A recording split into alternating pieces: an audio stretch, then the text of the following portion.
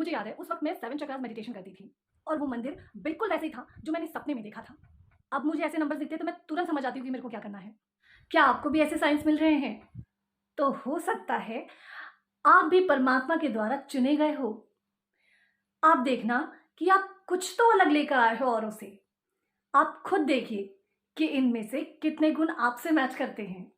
आपने पिछले जन्म में जरूर कुछ पुण्य किए होंगे, इसीलिए इस जन्म में अनेकों दिव्य शक्तियां आज आपके साथ हैं। जो लोग भगवान के द्वारा चुने गए हैं, जो लोग चोजन वन होते हैं, उन्हें अर्थ की वाइब्रेशन बढ़ाने, अपनी सोल की ग्रोथ करने, अपना उद्धार करने के साथ साथ दूसरों की स्पिरिचुअल जर्नी में हेल्प करने के लिए धरती पर भेजा जाता है। ऐसे लोगों से सभी लोग अट्रैक्ट होते हैं क्योंकि इनका ऑरा ही इतना प्योर होता है। यहाँ पर मैं आपको बता दूं कि धार्मिक होना और आध्यात्मिक होने में अंतर होता है। धार्मिक लोग पूजा पाठ करते हैं, मंदिर जाते हैं, पर आध्यात्मिक इंसान अपने अंदर ही ईश्वर को ढूंढता है। धार्मिक इंसान हमारे आसपास मिल जाएंगे, पर आध्यात्मिक इंसान को ही परमात्मा विशेष कार्य के लिए चुनता है। ऐसे लोग हमेशा सच बोलते हैं क्योंकि झूठ बोलने से इनके मन को शांति नहीं मिलती, क्योंकि इनकी जर्नी ही है सच को खोजना। ऐसे लोग एकांत में रहना पसंद करते हैं। नेचर से खास लगाव रहता है इन लोगों को। आकाश को देखना, चांद सितारों को देखना, पेड़ पौधों को देखना, जानवरों से लगाव रहता है क्योंकि एनिमल्स को एनर्जीज फील होती हैं। अब अगली बात, ये लोग सबको समझ लेते हैं पर इनको समझना बड़ा डिफिकल्ट होता है। कभी कभी इन्हें खुद के पावर्स का भी पता नहीं होता, इसलिए जरूरी नहीं है कि बाकी लोग भी इनके बारे में जानें। पर जैसे जैसे ये लोग अवेकन्ड होते जाते हैं, अपने आप को जानने लगते हैं, अपने पावर्स को बढ़ाते हैं, वैसे वैसे बाकी लोग भी इनसे इंस्पायर्ड होना चालू हो जाते हैं।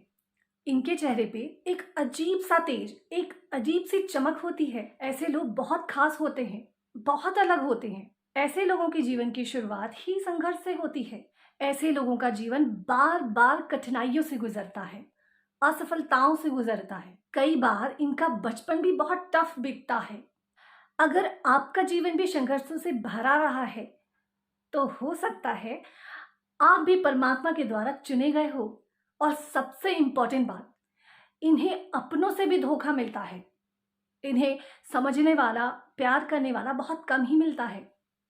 फैमिली के साथ इनका कुछ ना कुछ इशू बना ही रहता है। इनके आसपास के लोग इन्हें टोकते ही रहते हैं क्योंकि इनकी सोच आसपास के लोगों से मिलती ही नहीं है। इन्हें फैमिली से या अपने आसपास के लोगों से ट्रिगर्स एंड टेस्ट इसलिए मिलते हैं ताकि ये माया मोह में फंसकर अपना असली उद्देश्य या अपना सोल पर्पस ना भूल जाएं। ऐसे लोगों को शारीरिक कष्ट भी बहुत रहता है। एक जाएगा तो दूसरा आएगा, ऐसा चलता रहता है।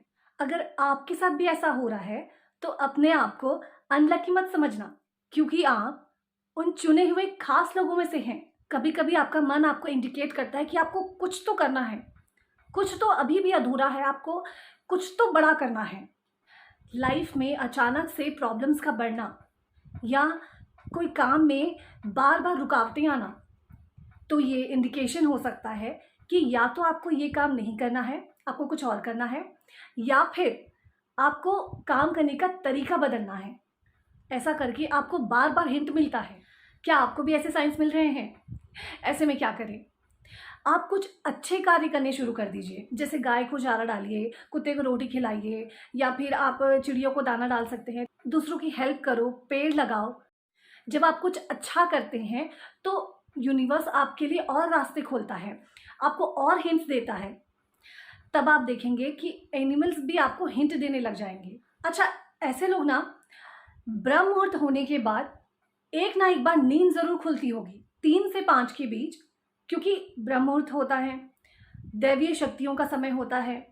इसीलिए खुद दैवीय शक्ति उन्हें जगाने आती है कि अब सोने का वक्त नहीं है, जाग जाओ।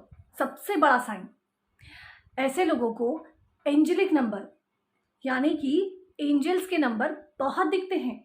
रिपीटेड नंबर 1111, 111, 555, 444, 99, 369, 69 या 96, ये नंबर यूं ही नहीं दिखते। इन सारे नंबर्स के अपने अलग अलग मतलब होते हैं। अलग अलग एंजल्स के अलग अलग नंबर होते हैं। ये नंबर कहीं भी दिख सकते हैं, फ़ोन पर, घड़ी पर, गाड़ी के नंबर प्लेट पे। तो समझ जाना कि ये कुछ इंडिकेट कर रहा है। इसे आपको डिकोड करना या इसका मतलब समझना आना चाहिए, क्योंकि एंजल्स, यूनिवर्स आपसे नंबर्स के थ्रू ही कनेक्ट करते हैं। ये नंबर आपको बार बार दिखता है, हर जगह दिखता है, तो इस नंबर का मतलब है। अगर बस एक बार दिखा या 2 बार दिखा तो उसका कोई मतलब नहीं है। और ये आपको तब तक दिख सकता है जब तक आप उस नंबर का मतलब नहीं समझ लेते। जैसे आपको 1111 दिखता है तो इसका मतलब होता है न्यू बिगनिंग, कुछ नया शुरुआत होने वाला है, या फिर आप अध्यात्म के रास्ते में जाने वाले हैं, या फिर अध्यात्म के रास्ते में जाइए। जैसे 222 का मतलब होता है कि आप जो कर रहे हैं बिल्कुल सही कर रहे हैं और इसी रास्ते में चलते रहिए। 555 आपको चेंज का नंबर बताता है कि लाइफ में कुछ ना कुछ चेंज होने वाला है, कुछ नया होने वाला है। जैसे 77 मतलब स्पिरिचुअलिटी का नंबर होता है, 88 मतलब कि अबेंडेंस का नंबर होता है, मनी, सक्सेस, लक। 99 मतलब किसी चीज़ का एंड होना, कोई समस्या, कोई प्रॉब्लम लंबे समय से चले आ रही थी तो अब उस चीज़ का एंड होगा। अब मुझे कोई नंबर्स दिखते हैं तो मैं तुरंत समझ जाती हूँ कि मुझे क्या करना है। जैसे मैं यूट्यूब में कुछ और वीडियो देख रही हूँ पर गलती से कुछ और वीडियो दब गया, तो मैं समझ जाती हूँ कि ज़रूर इसमें मेरे लिए कुछ खास है। क्योंकि कुछ भी चीज़ें ऐसी नहीं होती। अच्छा, अब नंबर्स के अलावा भी आपको और भी कुछ साइन मिलता है, जैसे कि आपको व्हाइट फेदर्स, कहीं भी आपको व्हाइट फेदर्स देखने को मिलेगा। जैसे व्हाइट मतलब, क्योंकि एंजल्स जो होते हैं व्हाइट कलर में होते हैं, या हम जिसे दूत कहते हैं, वो व्हाइट पंख लगे होते हैं उनके, तो इसीलिए ज़्यादातर आपको, वैसे तो किसी भी कलर के फेदर्स दिख सकते हैं, लेकिन खासकर व्हाइट कलर के फेदर्स आपको रूम के अंदर जहाँ कोई पक्षी वक्षी नहीं आते हैं, कोई चिड़िया विड़िया नहीं आती हैं, लेकिन फिर भी आपको ऐसे फेदर्स दिखते हैं, तो उस फेदर का कोई मतलब होता है। बटरफ्लाइज का दिखना, एक दिखेगा तो कोई मतलब नहीं है, लेकिन अगर आपको एक दिन में कई बार बटरफ्लाइज दिख रहे हैं या रोज रोज बटरफ्लाइज दिख रहे हैं तो इसका कोई मतलब हो सकता है। अच्छा, इसके अलावा क्या होता है कि कुछ चीज़ें बिना मांगे पूरी हो जाती है, कि अभी आपने इच्छा किया और अभी आपको मिल गया। जैसे आपको कुछ खाने का मन हुआ तो आप जाकर देखेंगे कि किचन में वही बना हुआ है या किसी ने ला कर रखा हुआ है। इसके अलावा कहीं कुछ लिखा हुआ दिख जाना या किसी पोस्टर में कुछ लिखा हुआ मिल जाना, और तब खासकर जब उस पर आपका खास ध्यान जा रहा हो कि ये कहीं मेरे लिए तो नहीं है, तब डेफिनेटली ये आप ही के प्रश्नों का उत्तर होगा। किसी खास तरह के सपनों का आना, सपने में किसी खास तरह की जगह को देखना या मंदिर को देखना, तो ऐसे में उस जगह से आपका कुछ ना कुछ कनेक्शन हो सकता है, इसीलिए वो जगह आपको बार बार दिख सकता है। मेरे साथ भी एक बार हुआ था, जब मैं 2020 में अपनी दीदी के पास रहने गई थी, तो मैं अपनी दीदी के साथ गार्डन जा रही थी, लेकिन रास्ते में एक मंदिर पड़ा तो हम पहले मंदिर चले गए, और वो मंदिर बिल्कुल वैसे ही था जो मैंने सपने में देखा था, बिल्कुल वही सपना, और मैं उस मंदिर में पहले कभी नहीं गई। और वो कोई फेमस मंदिर नहीं है, यूं ही पार्क जाते वक्त रास्ते में पड़ा था। ये लोग ऐसे तो अकेले रहना पसंद करते हैं, ज़्यादा पार्टीज पसंद नहीं करते, इनके दोस्त भी बहुत कम होते हैं, एक ही दो रहते हैं, लेकिन फिर भी इन्हें कभी ऐसे अकेला महसूस नहीं होता। इनको हमेशा लगता है कि कोई तो है जो मुझे गाइड कर रहा है, मेरा मार्गदर्शन कर रहा है। बहुत ही सेफ फील करते हैं, बहुत ही प्रोटेक्टेड फील करते हैं। ऐसे लोगों की इंट्यूशन पावर बहुत स्ट्रांग रहती है। इन्हें पूर्वाभास हो जाता है कि आगे क्या होने वाला है, इसीलिए ऐसे लोगों की बातों को इग्नोर नहीं किया जा सकता। ऐसे लोग पॉजिटिव और नेगेटिव दोनों तरह की एनर्जी को समझते हैं। उन्हें जल्दी समझ आ जाता है कि किनकी एनर्जी पॉजिटिव है या नेगेटिव है। हम सब जानते हैं कि हमारे जीवन में पूर्णिमा और अमावस्या का कितना प्रभाव पड़ता है, उन पर ज़्यादा असर देखने को मिलता है। हर महीने जो पोर्टल्स आते हैं, अर्थ में जो चेंजेस होते हैं, वो इन सब चीज़ों के बारे में जानकारी इकट्ठा करने लग जाते हैं, और इन सब चीज़ों को, यूनिवर्स की बातों को बहुत आसानी से समझने लग जाते हैं। यूनिवर्स की, एंजल्स की बातों को समझने के लिए थोड़ा देर शांति में बिताएं। मेडिटेशन करके अपने आप को बैलेंस कीजिए, हाई वाइब्रेशन में रहिए। जब आप हाई वाइब्रेशन में रहेंगे तो अपने आप अर्थ में बैलेंस बन जाएगा। जो भी नेचर में डिसबैलेंस आ रहा है, जिसके बारे में हम अक्सर बात करते रहते हैं कि आज ये हुआ, आज वो हुआ, ऐसे न्यूज़ मिल रहे हैं, लोग सुधर क्यों नहीं रहे हैं, इतनी प्राकृतिक आपदाएं आ रही हैं, इन सभी चीज़ों का सॉल्यूशन एक ही है कि आप अपने अंदर परिवर्तन लाएं।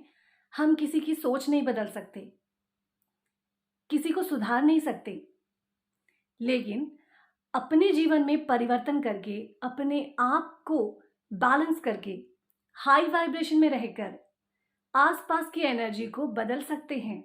जब हमारी एनर्जी पॉजिटिव रहती है तो हमारे आसपास की एनर्जी भी पॉजिटिव होने लगती है।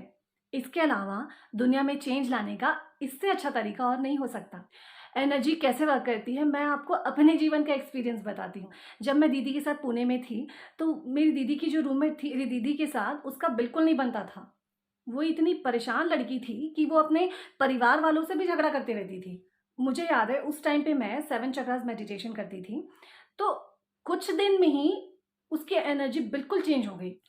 कुछ दिन, मेरे ख्याल से सिर्फ 7 दिन ही मेडिटेशन करते हुए मुझे हुआ रहा होगा। मैं देखती हूँ कि वो हमसे ना सिर्फ प्यार से बात कर रही है, बल्कि उसने खुद अपने हाथों से चाय बनाकर हमें पिलाया था। दीदी और मैं सोचते रहे, अरे इसमें महान परिवर्तन कहाँ से आ गया। Thank you.